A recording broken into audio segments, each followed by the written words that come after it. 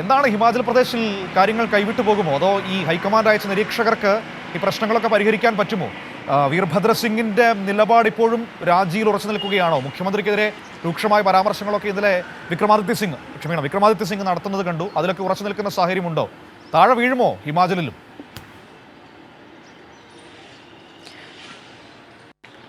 മനു, തൽക്കാലത്തെ ഒരു ആശ്വാസമായിട്ട് ഇന്നലെ ഇപ്പോൾ ബജറ്റ് കോൺഗ്രസ് സർക്കാർ പാസ്സാക്കിയിരുന്നു. അതൊരു വലിയ ആശ്വാസമെന്ന് തന്നെ പറയേണ്ടിയിരിക്കുന്നു. കാരണം ശബ്ദ വോട്ടോടെയാണ് പാസ്സാക്കിയത്. 15 BJP MLA-മാരെ സസ്പെൻഡ് ചെയ്തിട്ടൊക്കെയായിരുന്നു ഈ ബജറ്റ് പാസ്സാക്കിയത്. പക്ഷേ അത് കോൺഗ്രസിനെ സംബന്ധിച്ചിടത്തോളം വലിയ ആശ്വാസമായി. അതുപോലെ തന്നെ നിയമസഭ അനിശ്ചിതകാലത്തേക്ക് പിരിയുകയും ഒക്കെ ചെയ്തു. ഈ പശ്ചാത്തലത്തിൽ നിലവിലിപ്പോൾ കോൺഗ്രസ് സർക്കാർ അവകാശപ്പെടുന്നത് രാഷ്ട്രീയ പ്രതിസന്ധി ഇല്ല എന്ന് തന്നെയാണ്.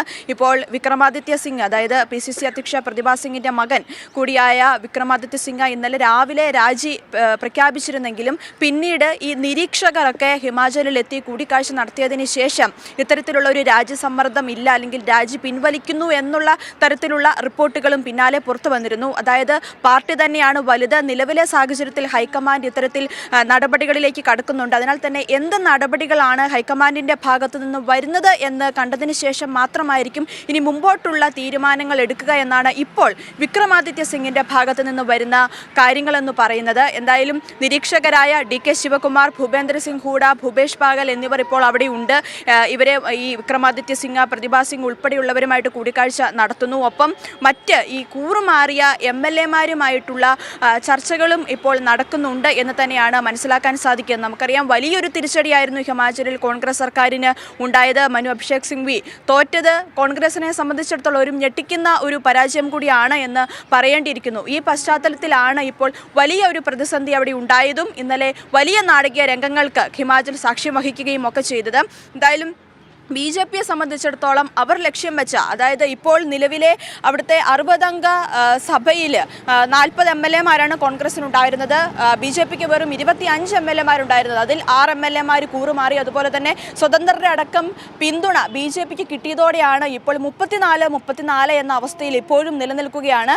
അത് ശരിക്കും വലിയ ഒരു ഞാണിന്മേൽ കളി എന്ന് തന്നെ പറയേണ്ടിയിരിക്കുന്നു. കാരണം 34 എന്ന സംഖ്യയിൽ ഇപ്പോഴും അത് നിലനിൽക്കുന്നു. പക്ഷേ ഈ കോൺഗ്രസ് സർക്കാരിനെ സംബന്ധിച്ചിടത്തോളം ഈ കൂറുമാറിയ 6 MLA-മാർക്കെതിരെ അയോഗ്യതയ്ക്കുള്ള ഒരു നടപടി എടുക്കാൻ അത് സർക്കാരിന് അത്തരത്തിലുള്ള ഒരു അവകാശമുണ്ട്. പക്ഷേ നിലവിലെ സാഹചര്യത്തിൽ അവരെ അനുനയിപ്പിക്കാനുള്ള ശ്രമങ്ങളൊക്കെ തന്നെയാണ് നടക്കുന്നത്. ഇന്നലെ സ്പീക്കറെ കണ്ട് ഇവർ വിശദീകരണങ്ങളൊക്കെ നൽകിയിരുന്നു. ഹരിയാനയിലാണ് ഈ വിമത MLA-മാർ തുടർന്നിരുന്നത്. അവർ ഹിമാചലിലേക്ക് വന്നു എന്നുള്ള കാര്യങ്ങളൊക്കെ ഇന്നലെ വൈകിട്ടോടെ പുറത്തു വരികയും ഒക്കെ ചെയ്തിരുന്നു. എന്തായാലും ഇപ്പോൾ ഹൈക്കമാൻഡ് നേരിട്ട് ഇടപെട്ടുകൊണ്ട്, അല്ലെങ്കിൽ നിരീക്ഷകരെ അയച്ചുകൊണ്ട് ഒരു അനുനയ നീക്കങ്ങൾ നടത്തുന്നു. ഇവിടുത്തെ പ്രതിസന്ധി ഒഴിവാക്കാനുള്ള ഒരു ശ്രമങ്ങൾ തന്നെ ഇപ്പോൾ വളരെ ഊർജിതമായിട്ട് നടത്തുക തന്നെയാണ് ചെയ്യുന്നത്. എന്തായാലും നിരീക്ഷകർ ഇന്നിപ്പോൾ ഈ MLA-മാരുമായിട്ട് ചർച്ചകളൊക്കെ നടത്തി അവരുടെ മനസ്സിലിരിപ്പ് എന്താണെന്ന് അറിഞ്ഞതിന് ശേഷം അവിടുത്തെ കാര്യങ്ങളെക്കുറിച്ചും അതുപോലെ തന്നെ ഈ രാജ്യസഭാ തെരഞ്ഞെടുപ്പിൽ ഉണ്ടായ ആ വലിയ തിരിച്ചടി എന്താണ്, അതിൽ ഈ MLA-മാർ എന്ത് അവരുടെ തീരുമാനങ്ങൾ, അല്ലെങ്കിൽ അവരെന്തുകൊണ്ട് ഇത്തരത്തിൽ കൂറുമാറി, അവരുടെ മനസ്സിലിരിപ്പ് എല്ലാം അറിഞ്ഞതിന് ശേഷം ഇന്നിപ്പോൾ ഹൈക്കമാൻഡിനൊരു റിപ്പോർട്ട് നൽകുമെന്നാണ് അറിയാൻ സാധിക്കുന്നത്. അതിനുശേഷമായിരിക്കും ഹൈക്കമാൻഡ് ഈ വിഷയത്തിൽ ഒരു തീരുമാനമെടുക്കുക. അതിന് പിന്നാലെ എന്തൊക്കെ നടപടികൾ ഉണ്ടാകും എന്നൊക്കെ ഹൈക്കമാൻഡ് അറിയിക്കും. ഇതിനുശേഷമായിരിക്കും ഇപ്പോൾ വിക്രമാദിത്യ സിംഗ് അടക്കം മറ്റ് തീരുമാനങ്ങളിലേക്ക് കടക്കുക. നിലവിൽ രാജിയിലെ കാര്യത്തിൽ ഒരു സമ്മർദ്ദം ചെലുത്തില്ല. കാരണം മുഖ്യമന്ത്രി മാറ്റം വേണമെന്നാവശ്യപ്പെട്ടുകൊണ്ടായിരുന്നു ഇന്നലെ രാജിയൊക്കെ പ്രഖ്യാപിച്ചത്. എന്തായാലും അതിപ്പോൾ നിലവിൽ ആ വിഷയത്തിൽ ഒരു തീരുമാനത്തിൽ ഉറച്ചു നിൽക്കുന്നില്ല എന്ന് തന്നെയാണ് വിക്രമാദിത്യ സിംഗ് അറിയിച്ചിരിക്കുന്നത്. മുഖ്യമന്ത്രി സുഖ്വീന്ദർ സിംഗ് സുഖു ഈ വിക്രമാദിത്യ സിംഗിന്റെ രാജി തള്ളുകയും ചെയ്തിരുന്നു.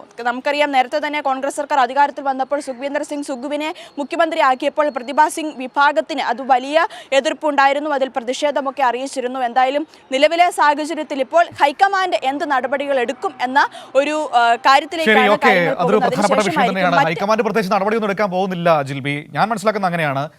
നടപടി എടുക്കാനുള്ള ഒരു ആരോഗ്യമൊന്നും ഇന്ന് കോൺഗ്രസ് ഹൈക്കമാൻഡിന് ഇല്ല. എങ്ങനെയെങ്കിലും ഈ സംവിധാനം ഒന്ന് ഓടിച്ചുകൊണ്ട് പോകുക എന്നത് മാത്രമാണ് ഇപ്പോൾ അവരെ സംബന്ധിച്ചുള്ളത്. അതിനപ്പുറത്തേക്കുള്ള തീരുമാനങ്ങളിലേക്കൊന്നും പോകുമെന്ന് എനിക്ക് തോന്നുന്നില്ല. നമുക്ക് നോക്കാം, എന്തായാലും വരും സമയങ്ങളിൽ നോക്കാമല്ലോ.